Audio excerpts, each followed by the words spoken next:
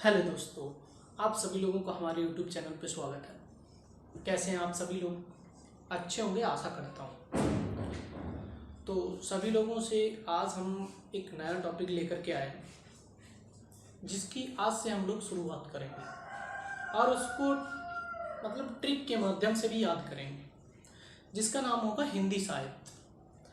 आज से हम लोग हिंदी साहित्य की शुरुआत करते हैं और समझेंगे कि हिंदी साहित्य में कौन कवि था, कितने कालों में हिंदी साहित्य को बांटा गया है, कौन सा कवि किस काल का है, इसकी रचनाएं क्या हैं, उसके बारे में हम लोग महत्वपूर्ण जानकारियां एक एक करके देखते चलेंगे, है ना। तो हम लोग सबसे पहले शुरुआत करते हैं हिंदी साहित्य की। तो काफ़ी बच्चों का कहना ये था कि सर हमारा हिंदी वाला टॉपिक जो है वो छूट गया, तो हम उसको भी कवर करा देंगे, लेकिन पहले आप लोगों को हिंदी साहित्य की ज़्यादा ज़रूरत पड़ती है, उसकी हम आगे की ओर बढ़ाते हैं। तो सबसे पहले आज हम लोग पढ़ेंगे हिंदी साहित्य। हिंदी साहित्य में कितने कितने काल होते हैं, कौन किस काल का कवि है, उसके बारे में हम लोग सारी चीज़ें पढ़ने वाले हैं आज। देखिए जरा, हम लोग पढ़ेंगे हिंदी साहित्य। हिंदी साहित्य को हम लोग आज पढ़ने वाले हैं, ठीक। हिंदी साहित्य को देखो, कई ऐसे कवि हुए हैं या विद्वान हुए हैं, उन्होंने अलग अलग नाम अलग अलग से बांटा है। मतलब कई ऐसे महान विद्वान हुए या कई ऐसे कवि हुए जिन्होंने इसको हिंदी साहित्य को 4 भागों में बांटा है, 5 में भी बांटा है, लेकिन अलग अलग कवि ने अलग अलग नाम दिया है सभी कालों का। तो उसके बारे में हम लोग चीज़ें पढ़ेंगे, है ना। तो सबसे पहले हम लोग देखते हैं कि हिंदी साहित्य का जो काल है वो सर्वश्रेष्ठ कवि किसे माना जाता है और उन्हीं के अकॉर्डिंग ये काल को बांटा गया। तो वैसे हम लोग हिंदी साहित्य के सर्वश्रेष्ठ कवि आचार्य रामचंद्र शुक्ल को मानते हैं। तो आचार्य रामचंद्र शुक्ल के अनुसार ही हम लोग हिंदी साहित्य को पढ़ेंगे, है ना। तो देखिए जरा, आप लोगों को एक पॉइंट डालना है कि आचार्य रामचंद्र शुक्ल के अनुसार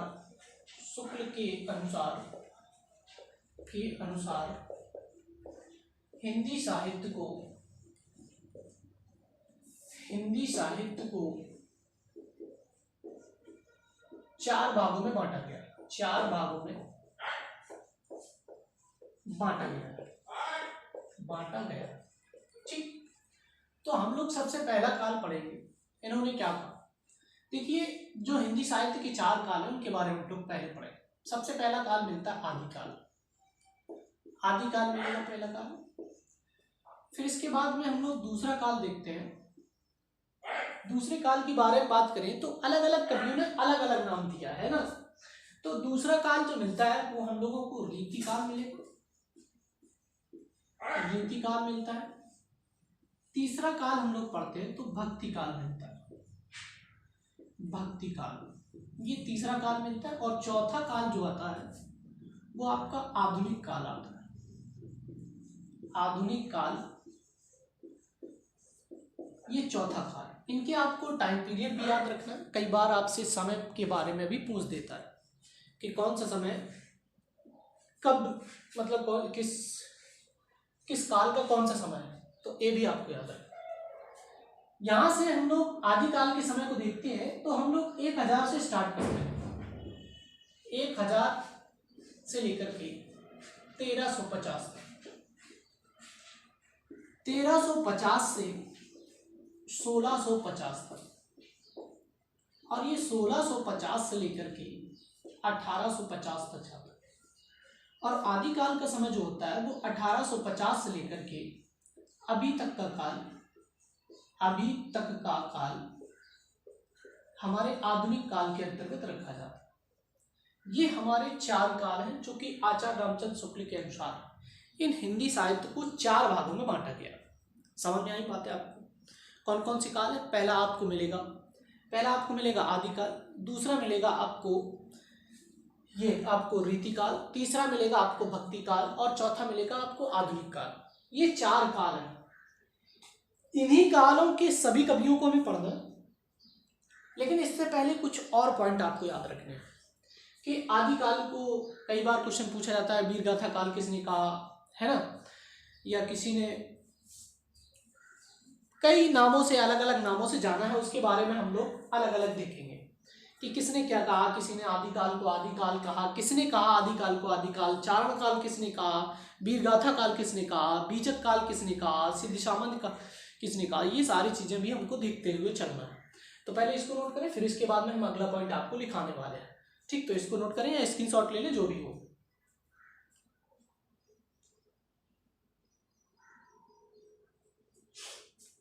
चलिए, हो गया होगा। देखिए, अब हम लोग पढ़ेंगे आदिकाल के बारे में थोड़ी सी। ठीक, देखिए जरा, आदिकाल को सबसे पहले आपसे पूछा जाता है कि आदिकाल किसने कहा, आदिकाल किसने कहा। ये कई बार यूपीएसआई में पूछा गया आपको कि आदिकाल को आदिकाल किसने कहा। तो याद रखें, हजारी प्रसाद द्विवेदी ने कहा। हजारी प्रसाद द्विवेदी जी ने ये बात बोली कि आदिकाल किसने कहा। तो हजारी प्रसाद द्विवेदी जी ने कहा आदिकाल को आदिकाल। फिर इसके बाद में हम लोग बात करेंगे कि आदिकाल को चारण काल किसने कहा। देखिए जरा, आदिकाल को चारण काल किसने कहा, चारण काल। तो ये राम कुमार वर्मा ने कहा।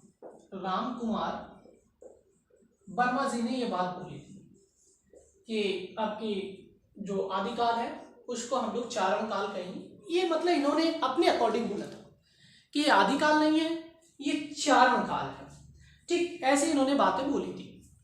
लेकिन हम लोग आगे की बात करते हैं कि आदिकाल को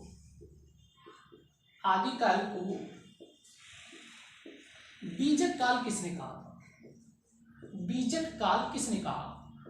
तो याद रखें, आदिकाल को बीजक काल ये आपके महावीर प्रसाद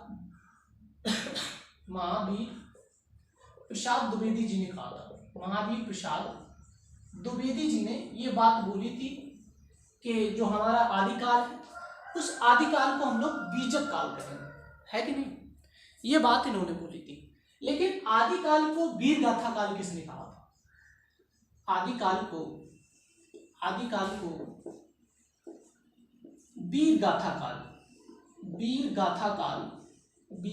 काल किसने कहा। तो याद रखें, आदिकाल को वीरगाथा काल किसने कहा। तो आचार्य रामचंद्र शुक्ल ने कहा था।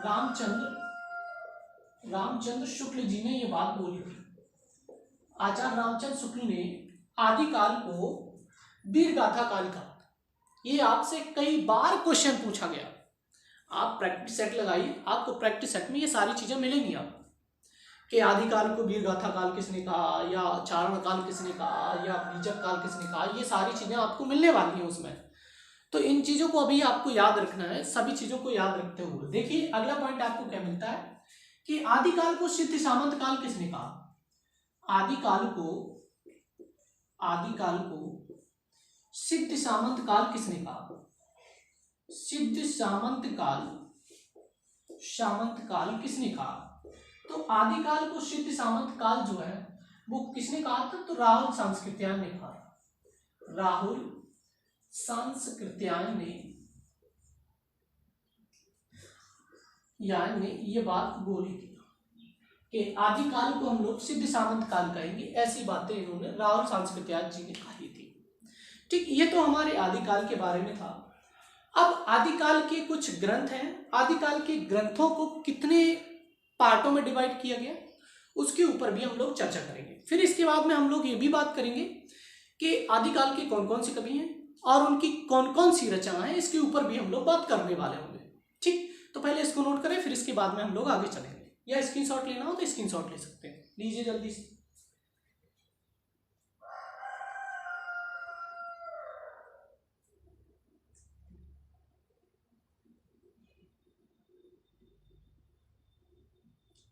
चलिए, हो गया होगा। अगला पॉइंट देखें।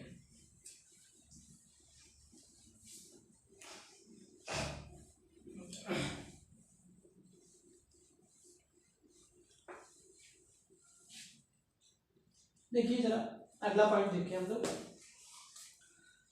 कि आप लोगों को एक पॉइंट लिखना है कि आदिकाल के साहित्य को, आदिकाल के साहित्य को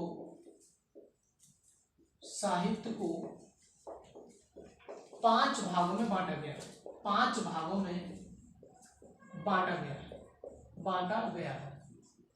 ठीक, ये बातें आपको याद रखनी कि 5 भागों में, या मतलब कई भागों में बांटा गया, ऐसा नहीं बोल सकते कि 5 भागों में ही, 5 भागों में आपके वो बांटे गए थे। ठीक है, देखिए जरा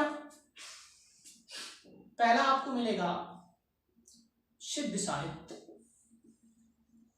सिद्ध साहित्य।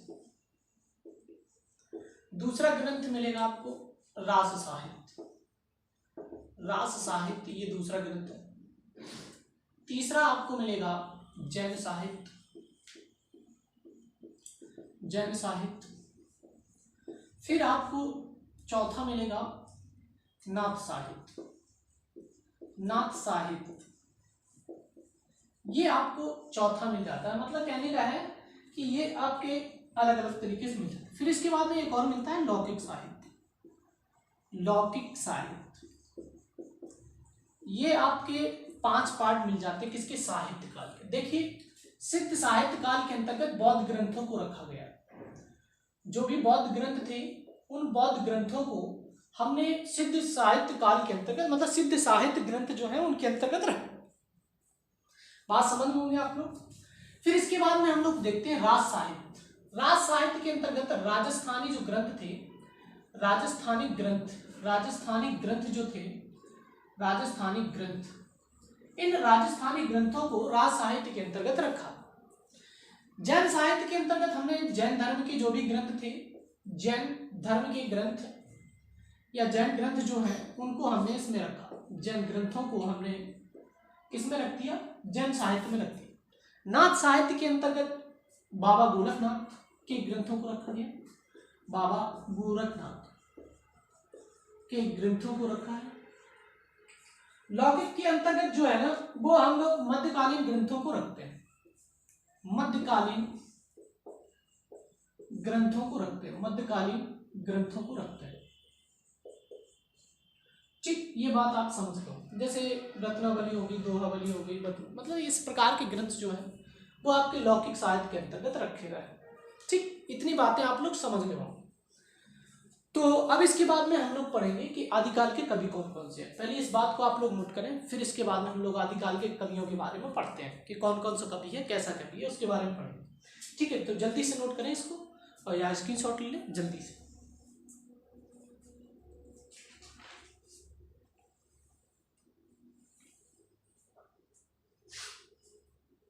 हो गया होगा, चले।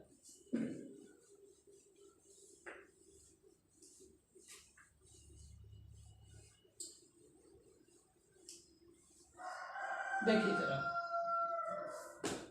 हम लोग देखते हैं आदिकाल के कवि हैं। एक हेडिंग डालें, आदिकाल के कवि, और ये हम ट्रिक के माध्यम से ही याद करेंगे। ठीक, समझ गए बात को। देखिए देखिए जरा आदिकाल के कवियों के बारे में देखिए। आदिकाल के कवि की अगर हम बात करें तो हम लोग ऐसे बात कर सकते हैं, कैसे, इसकी ट्रिक होती है अमीर चंद्र की विद्या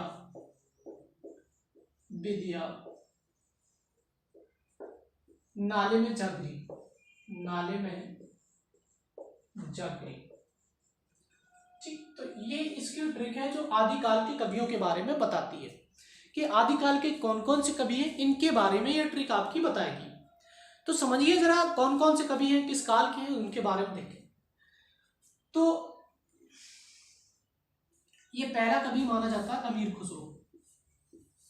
अमीर खुसरो जो है वो किस काल के कवि हैं, आदिकाल के। दूसरे कवि चंद्रबरदाई हैं, चंद्रबरदाई ये आपके आदिकाल के कवि। ये आपके विद्यापति ये भी आपके आदिकाल के कवि। नाले से मतलब है नरपति नल, नरपति नल जो है ये आपके नाले से संबंध। जा का मतलब है जागनिक, जागनिक ये भी आपके आदिकाल के कवि है। और इसके बाद में जो गिरी शब्द है ये आपको किसको दर्शाता है, तो इसको हम लोग एक ऐसे ही मतलब साधारण तौर पे याद रखेंगे कि कौन है, मतलब कैसे याद ट्रिक बनाने की कोई उसमें फॉर्म है, उसको आपको याद नहीं करना, समझ रहे बात को। तो इसको ऐसे ही रखना हम लोग। देखिए अमीर, आपको सीधी सिंपल से ट्रिक याद रखनी है कि अमीर चंद्र की विद्या नाले में जा गिरी। तो अमीर से अमीर खुसरो और चंद्र से चंद्रप्रदायी और विद्या से विद्यापति और नाले से नरपति नल और जा से मतलब है जागने, ये इतने कवि आपके हो जाते हैं। ठीक, तो ये किसके कवि हैं, ये आदिकाल के कवि हैं। हम लोग एक एक कवि के बारे में एक एक पॉइंट याद रखेंगे। सबसे पहले आप लोगों को इसको नोट करना है, ये ट्रिक है। और ये 5 कवि जो हैं वो आपके आदिकाल के प्रमुख कवि माने जाते हैं। ठीक है, इस बात को याद रखें। लेकिन आदिकाल के सर्वश्रेष्ठ कवि किसे माना जाता है, तो चंद्रप्रदायी को माना जाता है। याद रखना, इसको नोट कर लेना कि आदिकाल के सर्वश्रेष्ठ कवि कौन है। सर्वश्रेष्ठ कवि, श्रेष्ठ कवि कौन है, तो ये आपके कौन है सर्वश्रेष्ठ कवि, ये आपके चंद्रप्रदायी। चंद्रप्रदायी आदिकाल के सर्वश्रेष्ठ कवि माने जाते हैं। इस बात को आप समझ गए होंगे तो अच्छी बात है। तो इतना नोट करिए, फिर इसके बाद में हम लोग एक एक कवि के बारे में पढ़ेंगे कि किसकी क्या रचना है। चलिए नोट करें।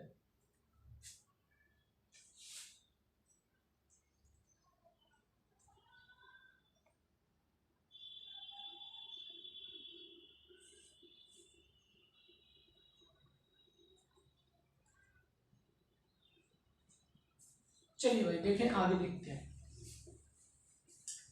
अब हम लोग एक एक कवि हैं उनके बारे में पढ़ेंगे। पहले सबसे पहले हम लोग याद रखेंगे किस कवि को पढ़ेंगे। हम लोग सबसे पहले पढ़ने वाले हैं जो आपके मिल जाते हैं, कौन से कवि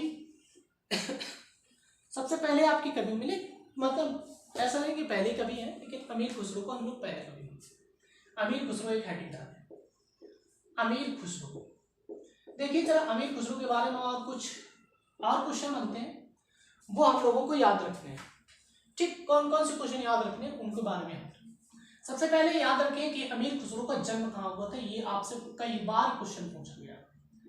अमीर खुसरो का जन्म पटियाला एटा कासगंज में हुआ था। पटियाला एटा कासगंज में इनका, कासगंज यूपी में इनका जन्म हुआ था। ठीक, और ये इन्हें खड़ी बोली का जन्मदाता माना जाता है। इन्हें खड़ी बोली का जन्मदाता इन्हें माना जाता है कि खड़ी बोली के जो जनक हैं इन्हीं को कहा जाता है, इसे अमीर खुसरो को। अमीर खुसरो ने कई वाद्य यंत्रों का भी आविष्कार किया, जैसे तबला, सितार, गजल, तबला, सितार, गजल, ये सभी इन्हीं की उत्पत्ति है, इन्हीं की देन है ना। ये इन्हीं ने, मतलब कह सकते हैं इन्हीं ने ही बनाया है, इन्होंने ही उत्पन्न किया। इसके बाद देखिए अगली पॉइंट, इन्हें हम लोग तोता हिंद के नाम से जानते थे। तोता ये हिंद के नाम से हम इन्हें जानते थे। किसे? अमीर खुसरो को। अमीर खुसरो को हम लोग तोता हिंद के नाम से जानते थे। लेकिन याद रखिए एक बात, तराना ए हिंद के नाम से किसे जाना जाता है? तराना ए हिंद के नाम से किसे जानते हैं? तो तराना ए हिंद के नाम से हम लोग मिर्जा गालिब को जानते हैं। मिर्जा गालिब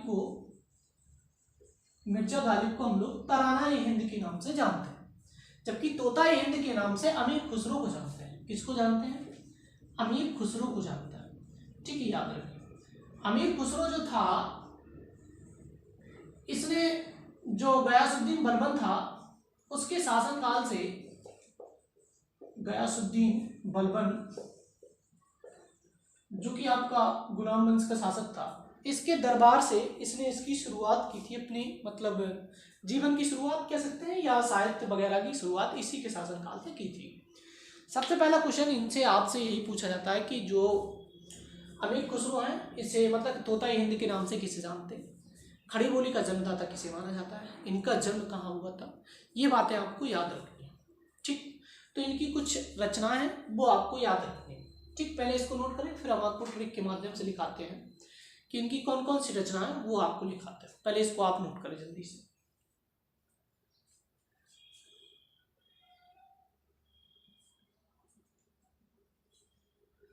हो गया होगा, चलिए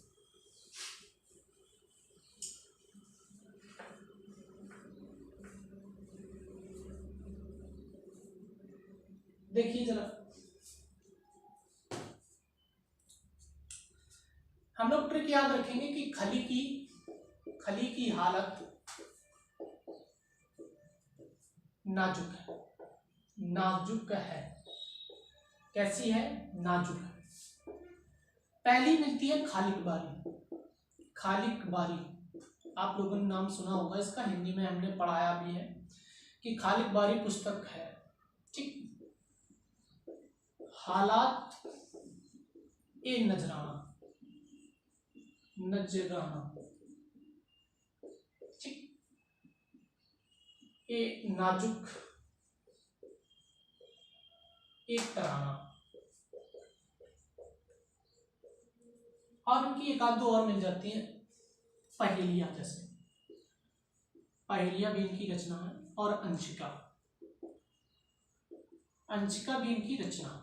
ये इनकी 2-3 रचना और है अमीर खुसरो की। तो ये आपको याद रखनी है अमीर खुसरो के बारे में। ठीक है, तो इसको जल्दी से नोट करें, फिर इसके बाद में हम लोग आगे नोट करिए।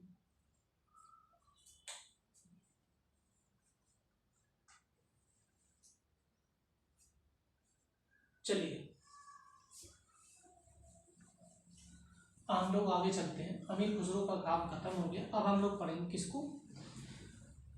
अमीर चंद्र की विद्या, मतलब चंद्र मतलब चंद्रबरदाई के बारे में पढ़ेंगे। देखिए जरा चंद्रबरदाई के बारे में। चंद्रबरदाई याद रखना, ये चंद्रबरदाई की केवल एक रचना प्रमुख है जो सबसे ज्यादा पूछी जाती है, पृथ्वीराज रासो। कौन सी रचना है इनकी? पृथ्वीराज रासो इनकी प्रमुख रचना, और ये रचना हिंदी साहित्य की प्रथम रचना मानी जाती है। याद रखिए, इसको नोट कर लेना, पूछी जाती है। हिंदी साहित्य की प्रथम रचना किसे माना जाता है? इसी को माना जाता है। प्रथम रचना कौन सी थी? तो पृथ्वीराज रासो थी। और ये चंद्रबरदाई जो थे वो पृथ्वीराज जो शासक था उनके दरबार के एक कवि थे, तो उन्हीं शासक के ऊपर इन्होंने चंद्रबरदाई ने ये इसको लिख डाला था। ठीक, तो इस बात को आपको नोट करना, बस इनकी यही पूछी जाती है आपको। ठीक, तो नोट करें इसके बारे में, फिर विद्यापति के बारे में देखते हैं। देखिए जरा अगला पॉइंट देखो, विद्यापति के बारे में देखें। विद्यापति की इनकी कुछ ऐसे प्रमुख हैं। एक तो कीर्ति लता है, कीर्ति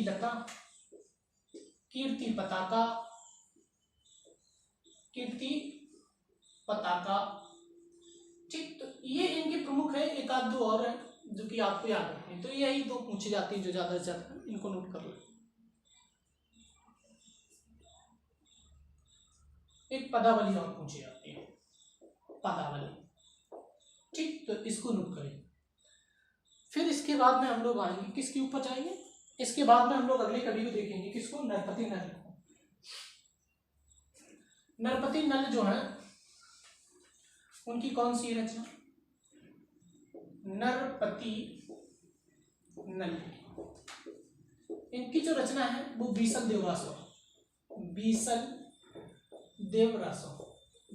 रासो जो है वो इनकी रचना है। किसकी? नरपति नल की। इनकी भी एक ही है जो आपको याद रखनी है। इसके बाद में अगली आपको याद रखनी है कौन सी? अगले कवि कौन से है? जाग्निक। तो जाग्निक की एक पुस्तक बहुत मतलब प्रचलित रहा है, जो कि परमाल रासो। ठीक, कौन सी? परमाल रासो। परमाल रासो जो है वो इनकी प्रसिद्ध है। इस परमाल रासो ने इन्होंने 2 योद्धाओं का वर्णन किया, जिसका नाम आपने सुना होगा, आल्हा और उदल। आल्हा और उदल 2 योद्धाओं का इन्होंने इस जागनिक ने इस परमाल रासो में उल्लेख किया। ठीक है, तो ये हमारे कुछ आदिकाल के कवि थे जिनको हमने अच्छे से पढ़ा और उनकी कुछ रचनाएं देखी। ठीक, अब हम लोग अगला जो काल होगा वो हमको भक्ति काल मिलने वाला। हमने अभी आप लोगों से पढ़ा था कि पहला काल आदिकाल, दूसरा काल भक्ति काल, तीसरा काल रीति काल, चौथा काल आपको कौन सा मिलेगा? चौथा काल आपको मिल जाएगा आधुनिक काल। तो पहले हमने इसको पढ़ा, इस काल को, आदिकाल को। तो आदिकाल को अब हम लोग पढ़ चुके हैं और इसके सारे कवियों को हमने नोट कर लिया। हम लोग ऐसे अगले टर्न पर जब आएंगे तो हम लोग भक्ति काल के बारे में पढ़ेंगे कि कौन कौन से कवि हैं और किस कवि की कौन सी रचना है, इसके बारे में भी हम अच्छे से पढ़ें।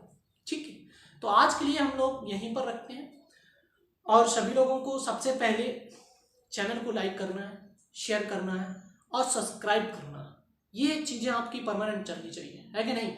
तो दोस्त, आज के लिए हम लोग इतना ही रखते हैं, लेकिन सब्सक्राइब चैनल को और सभी मित्रों में आप लोगों को भेज देना है इस बात को कि सर की जो हिंदी की क्लास है वो स्टार्ट हो चुकी है और उसमें हमने एक नया सा टॉपिक स्टार्ट किया, हिंदी साहित्य।